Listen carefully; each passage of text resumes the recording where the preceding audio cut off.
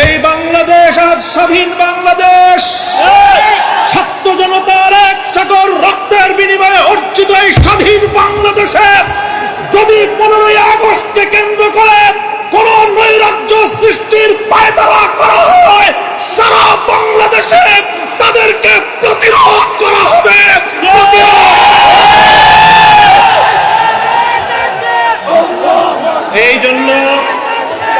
এই জন্য আমরা বৈষম্য বিরোধী ছাত্র আন্দোলনের নেতৃবৃন্দ, অন্তর্বর্তীকালীন সরকারের দায়িত্বশীলদের পাশাপাশি হেফাজতে ইসলামের নেতা কর্মীদেরকে আমি আহ্বান জানাতে চাই, আগামীকাল 15ই আগস্ট, 16ই আগস্ট এবং গোটা আগস্ট মাস জুড়ে আমাদেরকে সতর্ক থাকতে হবে। কারণ মনে রাখবেন, আওয়ামী লীগের রাজনীতি হলো প্রতিহিংসার রাজনীতি। 1975 সালে 3.5 বছরের অপশাসনের যুগে শেখ মুজিবুর রহমান সাহেব নির্বিচারে দেশের 30,000 যুবককে হত্যা করেছিল। এদেশের বাকশাল কায়েম করার মধ্য দিয়ে মানুষের সকল অধিকারগুলো তিনি হরণ করেছিলেন। অধিকার হারা মানুষ তখন তারা ক্ষুব্ধ হয়ে ধানমন্ডির 32 নম্বর বাড়িতে অভ্যুত্থান পরিচালনা করেছিল। তখন এই শেখ হাসিনা ঘোষণা দিয়েছিল যে জাতি তার বাবাকে হত্যা করেছে তিনি সেই জাতির কাছ থেকে প্রতিশোধ গ্রহণ করবেন। বিগত 45 বছর ধরে শেখ হাসিনা প্রতিশোধের রাজনীতি করেছেন, প্রতিশোধ দিয়েছেন আমার বাংলার তাওহীদ জনতার বিরুদ্ধে, প্রতিশোধ দিয়েছেন বাংলার স্বাধীনতাকামী মুক্তিকামী জনতার বিরুদ্ধে, প্রতিশোধ দিয়েছেন বাংলাদেশের ছাত্র জনতার বিরুদ্ধে, প্রতিশোধ দিয়েছেন এদেশের হেফাজতে ইসলামের লক্ষ লক্ষ নিরপরাধ মানুষের বিরুদ্ধে। তিনি একজন খুনির নেশায় মাতাল, খুনের নেশায় মাতাল। আপনারা লক্ষ্য করে থাকবেন, যারা মাতাল হয়, মদখোর হয়, তারা সারাদিন যে যেখানে থাকে, দিন শেষে রাতের বেলায় সব মাতালগুলো একসাথে হয়ে মদ্যপান করে মাতলামি করে। বর্তমান পৃথিবীতে বড় বড় খুনের নেশায় মাতাল আছে। 1 নম্বর বিনিয়ামিন নেতানিয়াহু, 2 নম্বর ভারতের গুজরাটের কসাই নরেন্দ্র মোদী, 3 নম্বর বাংলাদেশের বিদায়ী ফ্যাসিবাদী শেখ হাসিনা। এই শেখ হাসিনা এখন গিয়ে খুনের নেশায় মাতাল হয়ে নরেন্দ্র মোদীর সাথে আখড়া করেছে। যদি সেখান থেকে বসে বাংলাদেশের স্বাধীনতার উপর কোন হস্তক্ষেপ করার চেষ্টা করা হয়, তাহলে বাংলাদেশের মাটিতে ভারতীয় দূতাবাস থাকতে পারবে না। শেখ হাসিনার বিরুদ্ধে বাংলাদেশে বিভিন্ন থানায়, আদালতে হত্যা মামলা দায়ের হয়েছে। আমি আহ্বান জানাতে চাই, খুনি হাসিনাকে ধরে এনে বিচারের কাঠগড়ায় দাঁড় করাতে হবে। প্রিয় সাথী ও বন্ধুগণ, বক্তব্য শেষ।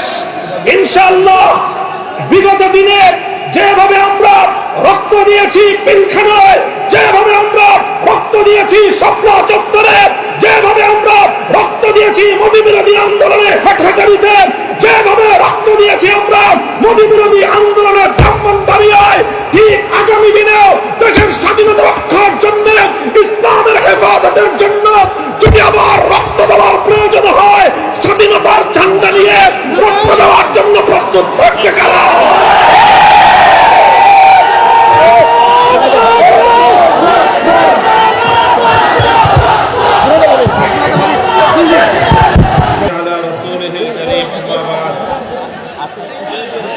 সংক্ষিপ্ত দুটি কথা। আমি সর্বপ্রথম অন্তর্বর্তীকালীন সরকারকে ঐতিহাসিক সিদ্ধান্ত গ্রহণ করবার জন্য ধন্যবাদ জানাই।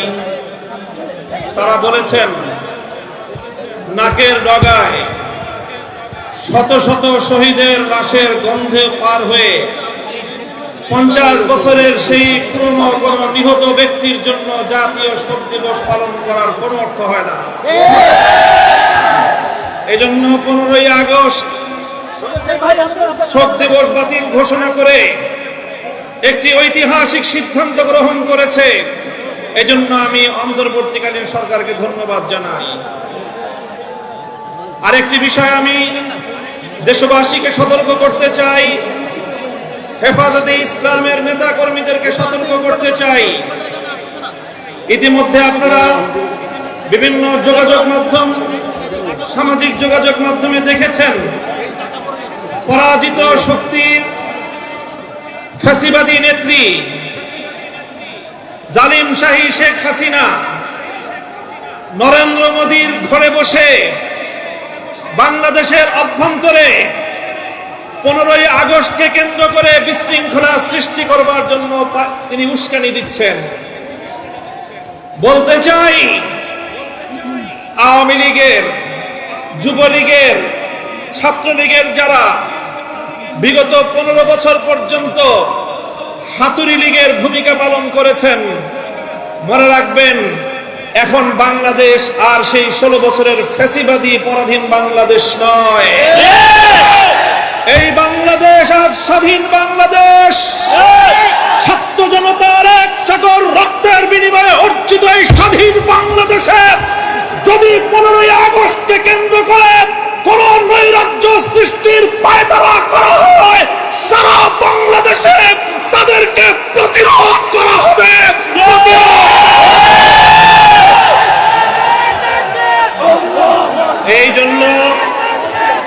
এই জন্য আমরা বৈষম্য বিরোধী ছাত্র আন্দোলনের নেতৃবৃন্দ, অন্তর্বর্তীকালীন সরকারের দায়িত্বশীলদের পাশাপাশি হেফাজতে ইসলামের নেতা কর্মীদেরকে আমি আহ্বান জানাতে চাই, আগামীকাল 15ই আগস্ট, 16ই আগস্ট এবং গোটা আগস্ট মাস জুড়ে আমাদেরকে সতর্ক থাকতে হবে।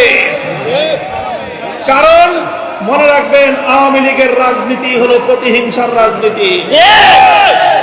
1975 সালে 3.5 বছরের অপশাসনের যুগে শেখ মুজিবুর রহমান সাহেব নির্বিচারে দেশে 30,000 যুবককে হত্যা করেছিল।